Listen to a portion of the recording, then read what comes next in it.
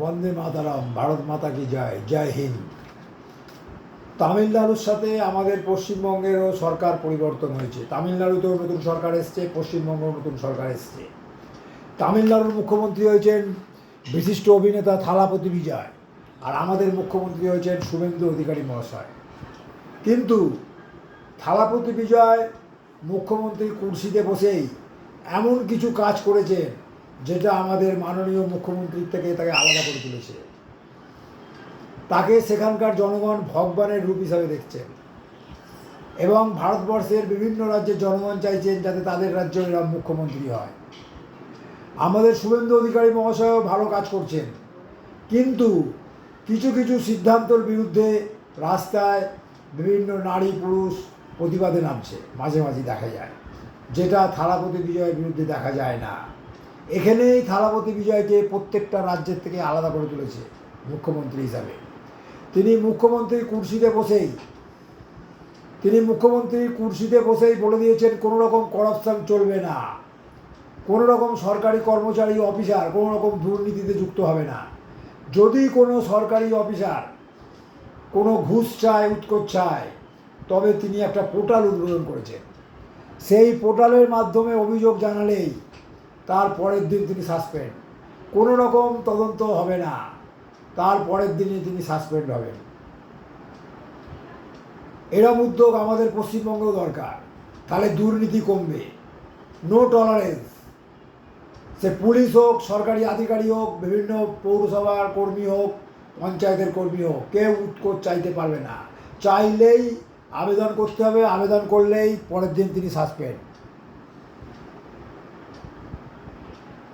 তিনি নিজে বিভিন্ন হাসপাতালে পরিদর্শন করছেন, পরিদর্শন করে সেখানকার স্বাস্থ্য পরিকাঠামো খতিয়ে দেখছেন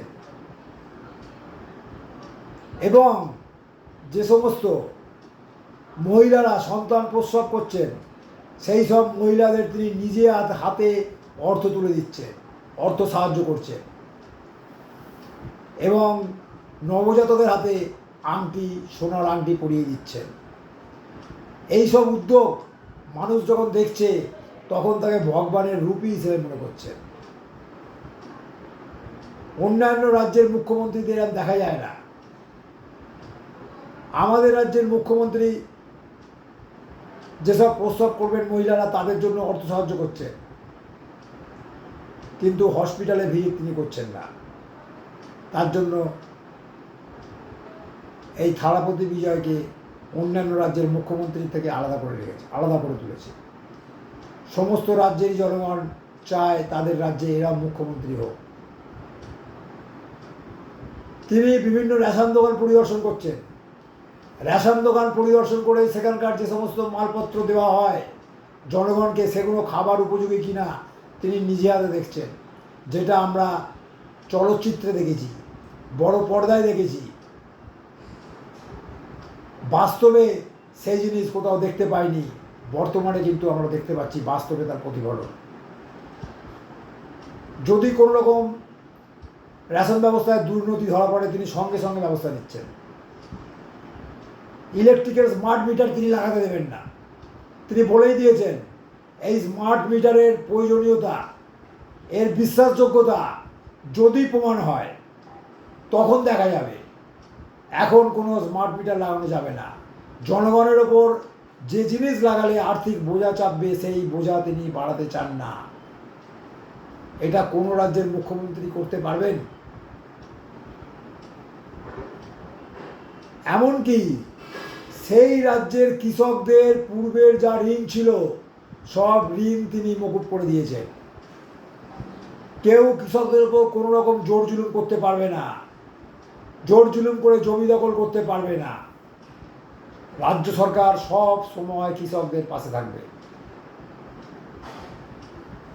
আমাদের পশ্চিমবঙ্গের মুখ্যমন্ত্রীকেও এইটা দেখে শেখা উচিত। উনি যেসব উদ্যোগ নিচ্ছেন প্রত্যেকটা রাজ্যের গরিব মানুষের জন্য। শিক্ষাক্ষেত্র তিনি এক জিনিস চালু করেছেন, একই সাবজেক্ট হবে।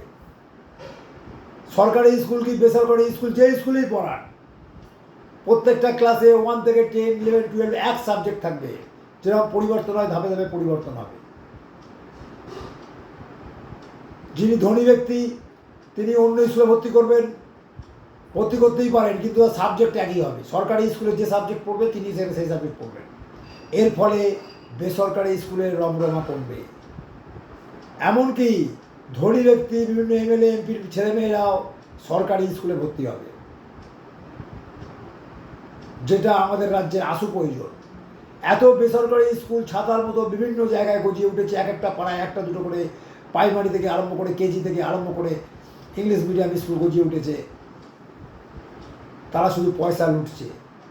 এর বিরুদ্ধেও আমাদের মাননীয় মুখ্যমন্ত্রীকে অ্যাকশান নিতে হবে। যদি নিতে পারেন তবে তিনি জনগণের মনের মধ্যে অধিষ্ঠান করবেন। জনগণের সুখ দুঃখটা মুখ্যমন্ত্রীকে বুঝতে হবে, তবেই না জনগণ আপনাকে আবার বিগত দিনে মুখ্যমন্ত্রী হিসাবে প্রজেক্ট করবে। বাস্তবে থালাপতি বিজয় যা করছেন সেটা একমাত্র চলচ্চিত্রে দেখেছি, কিন্তু বাস্তবে দেখা হয়নি। বাস্তবে আমরা চাক্ষুষ করছি। এবার সংবাদপত্র পড়ে বুঝতে পারছি যে তিনি কীরকমভাবে কাজ করছেন। তাই আমাদের রাজ্যেও যদি এরম ব্যবস্থা করা যায় তাহলে জনগণের সুবিধা তো হবেই, এবং মুখ্যমন্ত্রী হিসাবে আপনার বিরুদ্ধে আর রাস্তায় কোনো প্রতিবাদ দেখা যাবে না। আপনি জনগণের মণিকোটায় স্থান পেয়ে যাবেন। নমস্কার।